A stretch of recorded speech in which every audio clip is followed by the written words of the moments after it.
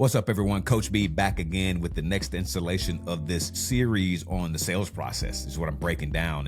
This is for anyone who's already in sales or maybe looking to get in sales or considering a career in sales. If you're already in sales, hopefully you'll find some kind of nuggets in here for you to help you elevate your performance in sales wherever you are, whether it's account management or outbound account executive, wherever you are. Hopefully you'll find something here that'll be of value for you to help you take your performance to the next level. Again, for the people who are looking to get into sales and you're thinking that this may be a little bit too complicated, it's too difficult, you might find that it's not actually as difficult as you think. It does take a little bit of bravery, take some courage to be able to step up and to go in some places that are unfamiliar to you, that may challenge you and may confront you in some ways. But that doesn't mean anything. It just means that you're growing and you're developing yourself in ways that are going to benefit you down the line. So that's what this is about. So in the first segment, we talked about the importance of rapport. We talked about the importance of really connecting with your potential customers, with your prospects, and being able to move from rapport, the initial connection with them, and moving that relationship more towards a space of trust, which is where you want to get, because once you get to a space of trust, this is where people begin to let their guards down, see that you're not just there to get a commission check, that you actually care about them and you hope to help them solve the problems that they're facing within their business, and maybe they'll get some personal benefit out of it as well. So we talked about some of the tactics and ways that you can go about developing that initial rapport and connection. One of the ways to do it is to share something about yourself, that credibility introduction. And I want to encourage you to write that credibility introduction out for yourself, like literally write it out and re-script it again, whittle it down to about 100 words and whittle it down to the 25-15-5 rule, if you ever heard of that, where you actually take something, you take the large part of it and you just trim it down. You can use ChatGPT if you want to, or some kind of an AI tool to help you really narrow it down to, 50 to 100 words, something really simple that you can actually introduce yourself, your professional expertise that you bring to the table, the familiarity that you already have with their product and services, and maybe some of the potential problems that they may be facing, and show and demonstrate that you have the ability, the skills, the knowledge, and everything that you need to help them solve those problems potentially. Remember those three things that we talked about last week that decision makers and executive decision makers are looking for in a sales rep? Number one, that you know something about their business. If you know something about them personally, that's even a bigger feather in your hat, right? Maybe you've looked at something on LinkedIn and you can connect it to their family or their hobby. Maybe they play golf or they play pickleball or whatever it might be. You can share something that's personal that shows that you've actually done some research. There's a technology, if you will, or a concept that one of the sales leaders on LinkedIn talked about, and I watched this video several months ago, and I can't remember her name, so please forgive me for not being able to give you credit for it. She calls it the show me you know me method. And it basically implies that if you get on a call with someone that you don't know, show them that you know something about them. Show them that you know something about their business. This is going to give you a lot of credibility and hopefully begin to bring those barriers down so you can begin to break through with them and develop that space of trust so that you can move the sales process forward.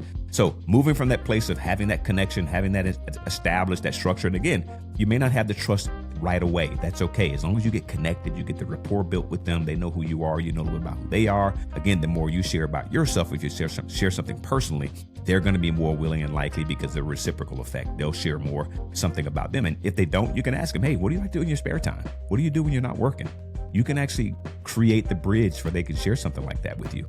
That's okay. Don't be afraid to step out and ask things that may be, unconventional. And I think that we're in a space today in sales where we've got to have unconventional, really radical ways to connect with our customers, ways that are going to set us apart from everyone else who's out there calling on that same customer. So you already got that established. We're moving on now. What's the next thing you want to do? Well, the second part you want to do is you start to go into discovery.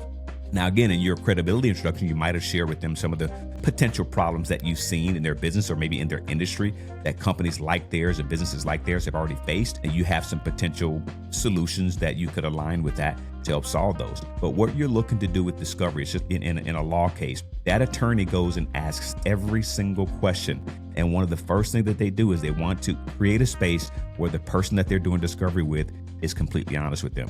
That's where the value of trust comes in, because when they trust you, they'll tell you the truth. If they just think you're trying to sell them something, they may actually hold back on certain information and not give you everything you need. But as a person doing the discovery, you need to have the people be truly and completely authentic and honest with you, because that's the only way that you can really align your solutions and your the value that you bring and align it with what they're looking to solve. That creates an overall mutual value for everyone involved. And that's what you want to create. So discovery is so key. Yes, again, like an attorney, you come there to the discovery call with certain questions that you want to ask. Maybe there's some specific things that you want to know about. Have those questions already scripted out. And then as the conversation goes along, new questions will arise, and you'll begin to sort of weave in add-on questions or tag-along questions that will open up the conversation even more. Remember last week, we also talked about the value of open and probing questions. Some of those are going to be closed-ended that'll give you the yes/no answers, and some of those are going to be open-ended to really surface everything that the customer can share with you about that. Utilize these tactics and these ways of asking questions very strategically. Again, have a plan. Don't just go into the call willy-nilly. Have a plan. Like, what are some specific questions that you want to ask on that discovery call?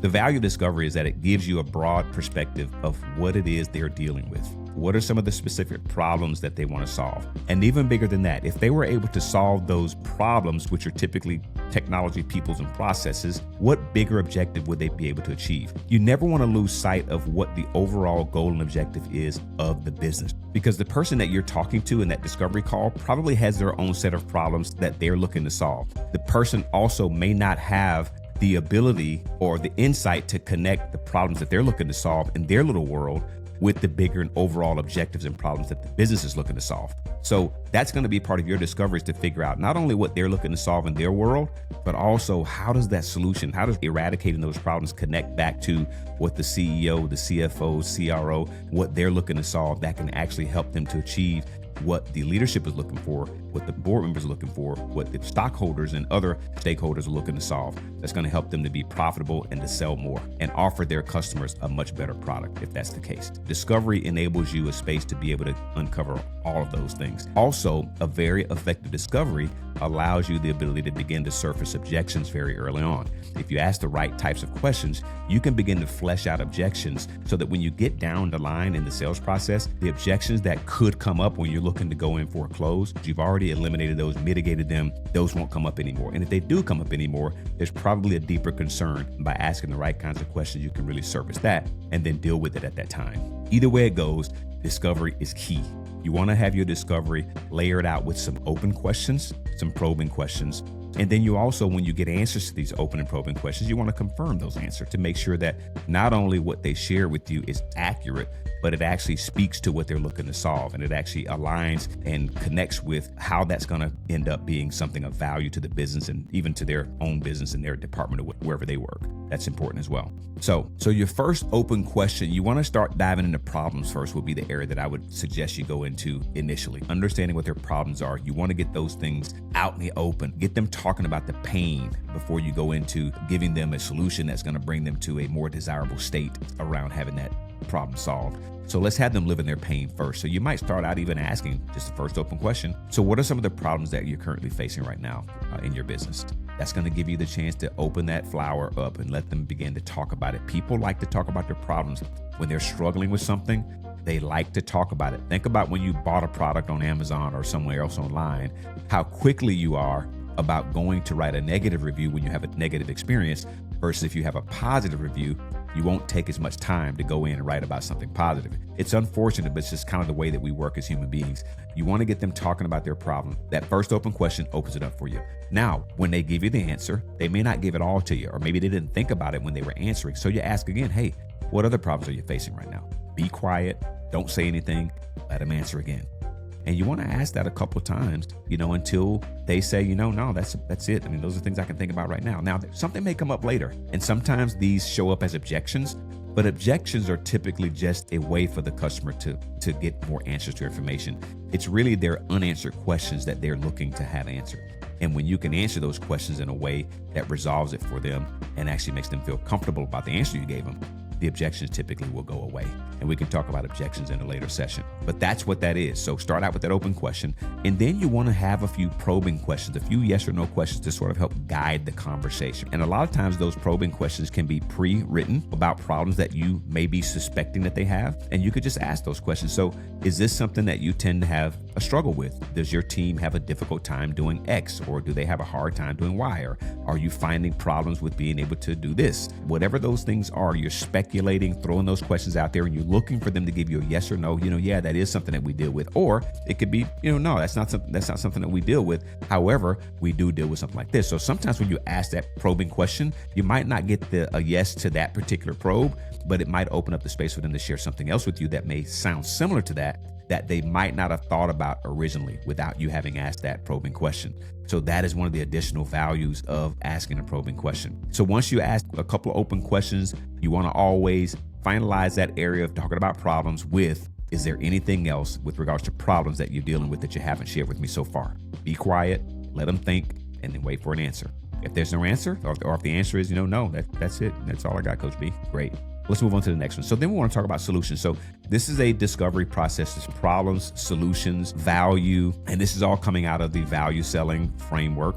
And Julie Thomas and Value Selling Associates, giving you guys credit for this. This is what I've learned and things that I use in my coaching sessions when I'm working with people around sales effectiveness. So I utilize this as a lens to look through everything. So you start out with problems and then you move on to solutions. Now, the key here is that when you're discovering about what kinds of solutions might work for them, you want to make sure that any solution or any capability that you share is directly aligned with the problems that you just uncovered in your initial part of the discovery. So every problem should have an equal solution or capability of your product or solution that aligns with that problem. So you'll have a problem and a capability, a problem and a capability, a problem and the capability. You want to flesh out each one of those problems and make sure that they see, not you, but you're able to convey to them that, yes, this particular capability certainly solves that problem that I shared with you. If it doesn't, then we need to go back and understand a little bit more about what the problem. Maybe we misunderstood something. So maybe they didn't articulate it as well as they could have. So whatever it might be, you want to make sure all those line up. And in the value selling framework, we call this a differentiated vision match, where they actually acknowledge, where they say and they see that, you know what, this is exactly what we're looking for. Everything you talked about in terms of what your solution offers in terms of capabilities solves every single problem that we have. And that's where you want to move people to. The next area you talk about is value. Who determines value? Well, value is determined by the actual buyer. It's not you. And I mentioned this, I think, in the first segment here when we talked about discovery. We talked about rapport and building connection and trust. A lot of times the sales reps love their product so much and they're so eager to talk about what they actually provide, especially if they've seen it work for other customers. It creates an excitement, and that's perfectly fine. There's nothing wrong with being excited about your product. It actually helps to build motivation, and you can actually convey that feeling and that emotion over to your customers. It can get them excited too. At the same time, we want to make sure that with that excitement, we don't actually lose ourselves and begin to start to, as in the sales world, we talk about vomiting on our customers, just throwing up all this information, because a lot of times when you do that, a lot of the information that you're throwing up is not relevant to what they're talking about. So you want to keep your talk track directly on what matters most to them. And when you're asking these great questions, you're going to know clear as day what's important for them, what really matters, what are they wanting to impact. So value, you want to get something that's measurable, percentage or a dollar. Most businesses are looking to either make money, save money some kind of way. And these are both ways you can move money to the bottom line to be profitable. You can actually cut back on expenses, or you can actually find ways to sell more. This is what most businesses are trying to do. So when you're looking at value, how can what you do, how can that differentiated match that you found between the solutions or the capabilities of your solution and the problems that they have, how can you show that where it equates to something that's of value to them? Well, if you're able to align each one of these solutions, this is an example. If you're able to align these capabilities with all these problems and we could solve all these for you, what would that mean to your top line revenue that you said earlier on in our conversation you were looking to attribute to? So I asked them that open question. So I want to see, is there anything that they can give me that says, hey, if we're able to solve these things, we can probably increase revenue by 10% over the next 3-4 quarters. That's great. I've got something quantifiable that I can now tie back to.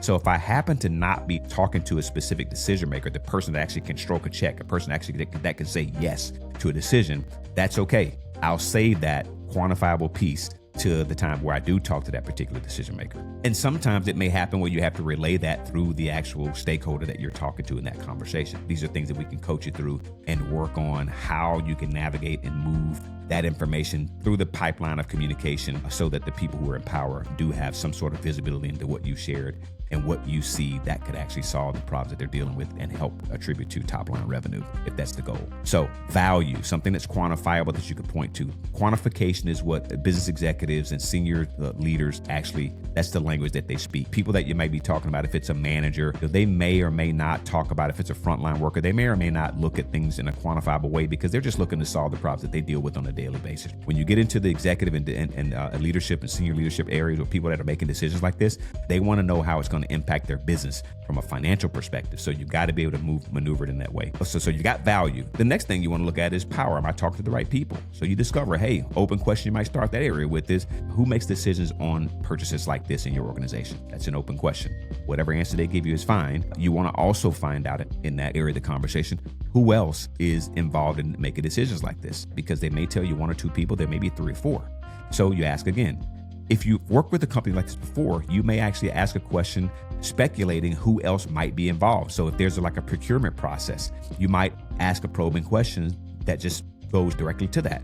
Hey, do you have a procurement process in place that's part of making the decisions like this? That's a probing question. They're going to say yes or no.